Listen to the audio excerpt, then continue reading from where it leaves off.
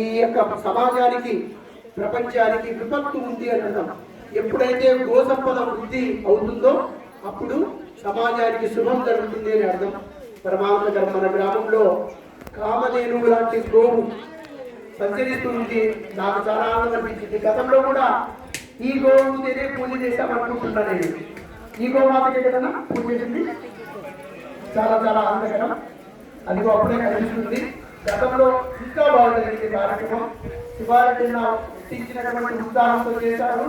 కానీ గుర్తుపెట్టుకోవాల్సింది ఏంటంటే ఇటువంటి మహత్తరమైనటువంటి సంపద ఎవరికి ప్రాప్తం ఉంటే వాళ్ళకి మాత్రమే వస్తుంది. మన జన్మ ధన్యమయ్యేది ఎప్పుడంటే దేవదేవుని చింతించు దినము దినము అన్నాడు పోతనామాత్యుడు. ఎప్పుడైతే భగవంతుని గురించి చింతించాము, చింతన అంటే భగవంతుని గురించి ఆలోచించడం, భగవంతుని యొక్క తత్వాన్ని గురించి తెలుసుకోవడం, అదే నిజమైనటువంటి రోజు.